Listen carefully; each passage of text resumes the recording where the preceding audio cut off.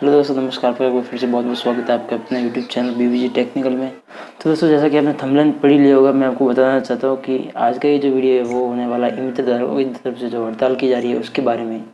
उसमें ये कहाँ तक सही है और क्या मित्र धारकों को इससे फ़ायदा होगा, क्या उनकी मांगे है और क्या ये सही है या गलत है, मेरी इस पर राय क्या है इस पर। तो ये वीडियो छोटा सा है तो इसको आप ज़रूर पूरा देखें ताकि आपको कुछ ना कुछ नई जानकारी मिल सके। तो चलिए दोस्तों, वीडियो को शुरू करते हैं एक छोटे से इंट्रो के बाद में।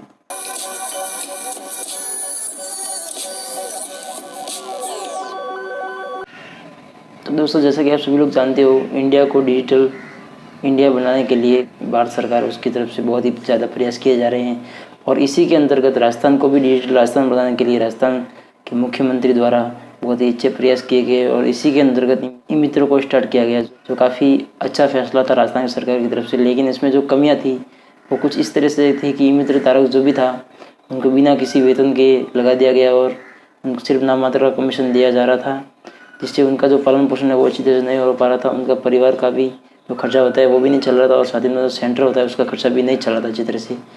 और इन धारकों की क्या परेशानी है वो आप सभी लोग जानते हो, तो उसके ऊपर मैं डिटेल में नहीं जाऊँगा क्योंकि वीडियो थोड़ा लंबा हो जाएगा।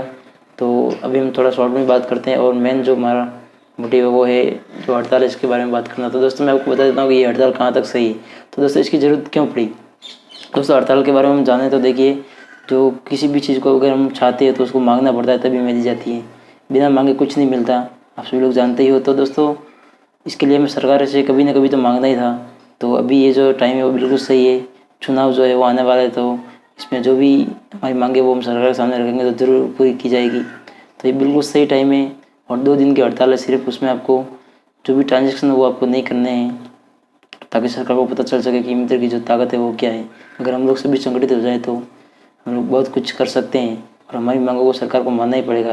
तो अभी जो है वो सिर्फ 2 दिन की हड़ताल है और इसके बाद भी अगर सरकार ने हमारी मांगें नहीं मानी तो इसके लिए जो है मित्र धारक सभी जो भी यूनियन है मित्र धारकों की उसकी तरफ से अनिश्चितकालीन हड़ताल की भी घोषणा की जा चुकी है। और साथ ही ज्ञापन में बताया गया है गवर्नमेंट को कि हमारी निम्न मांगों को आप पूरी करें। उसमें जो मांगे है वो मैं आपको थोड़ा बहुत बता देता हूँ।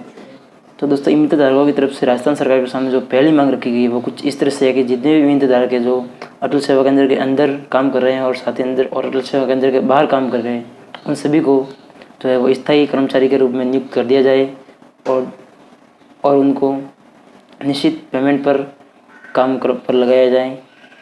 उनको मंथली जो भी उनकी सैलरी हो 12,000 भी निर्धारित की गई है मित्र धारकों की तरफ से कि उनको 12,000 रुपये दिए जाए मंथली। तो जो मित्र धारक होंगे वो अपनी जो भी सर्विसें होंगी उनका जो लोगों के सामने अच्छी तरह से रख पाएंगे और अच्छी तरह से अपना काम कर पाएंगे और अपना जो भी परिवार है और अपने सेंटर को भी अच्छी तरह से चला पाएंगे। क्योंकि अभी जो पेमेंट मिल रहा है उसकी मदद से उनका जो भी खर्चा नहीं चल रहा है, इसी वजह से उनको जो है लोगों से एक्स्ट्रा पैसे लेने की ज़रूरत पड़ती है और बहुत सारी प्रॉब्लम होती है। तो इसके लिए अगर सरकार उनका जो वेतन है वो फिक्स कर दे तो बहुत सारी परेशानियों का हल मिल जाएगा। तो दूसरी जो मांग है उस बारे में बात करते हैं। तो दूसरी मांग ये है कि जिन मित्र धारकों ने मित्र की परीक्षाएँ पास कर ली है उनको गवर्नमेंट की तरफ से वो कंप्यूटर ऑपरेटर के रूप में एक मान्यता दी जाए। तो ये भी बहुत अच्छी और बहुत ही ज़रूरी है जो मांग है ये कि उनका कमीशन जो है वो बढ़ा दिया जाए। जो नाम मात्र का कमीशन है बहुत ही कम है, उसको कुछ हद तक बढ़ाया जाए ताकि जो उनका जो भी मेंटेनेंस हो सेंटर का वो अच्छे से चल सके और जो भी स्टेशनरी वगैरह उसका भी खर्चा चल सके। और साथ ही ये भी मांग है कि स्टेशनरी का जो भी खर्चा हो वो गवर्नमेंट की तरफ से दिया जाए। जितने भी हम गवर्नमेंट की सर्विस के लिए स्टेशनरी का यूज़ कर सकते हैं, जाति प्रमाण मूल निवास राशन कार्ड है, तो उन सभी की स्टेशनरी जो वो गवर्नमेंट की तरफ से हमें प्रोवाइड की जाए।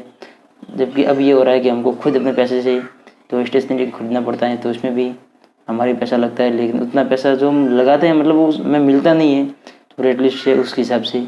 तो इसके लिए हमें ग्राउंड लोगों से एक्स्ट्रा पैसे लेने पड़ते हैं। तो इसके लिए जो लोग हैं उनको अच्छा नहीं लगता और वो लोग कई बार हमारे खिलाफ कंप्लेन भी कर सकते हैं, FIR भी कर देते हैं। तो ये बहुत बड़ा मैटर हो जाता है। तो इसके लिए ज़रूरी है कि गवर्नमेंट में जो है कमीशन थोड़ा बढ़ा दे ताकि हमारी जो भी परेशानी है उसका समाधान हो सके। तो आज की इस वीडियो में इतना ही। ये थी कुछ मांगे जो मित्र धारकों की तरफ से रखी गई है इस ज्ञापन में। तो दोस्तों, उम्मीद करूँगा आपको आज का ये वीडियो पसंद आया होगा और इसी तरह नए नए टॉपिक्स पर मैं वीडियो आपके लिए लेकर आता रहूँ। जो भी लेटेस्ट न्यूज़ है मित्र और CSE से रिलेटेड वो भी मैं आपके लिए समय समय पर लेकर आता रहता हूँ। तो दोस्तों, आपसे एक ही रिक्वेस्ट रहेगी कि अगर आपने अभी तक हमारे यूट्यूब चैनल को सब्सक्राइब नहीं किया तो प्लीज़ नीचे दिए गए लाल कलर के सब्सक्राइब बटन पर क्लिक करके चैनल को सब्सक्राइब कर दीजिए और साथ ही बेल आइकन पर भी क्लिक कर दीजिए ताकि आने वाले हर वीडियो का नोटिफिकेशन आपको सबसे पहले मिल सके। तो चलिए दोस्तों, आज की इस वीडियो में इतना ही। कल मिलते हैं एक नई वीडियो के साथ में। तब तक के लिए जय हिंद, जय भारत।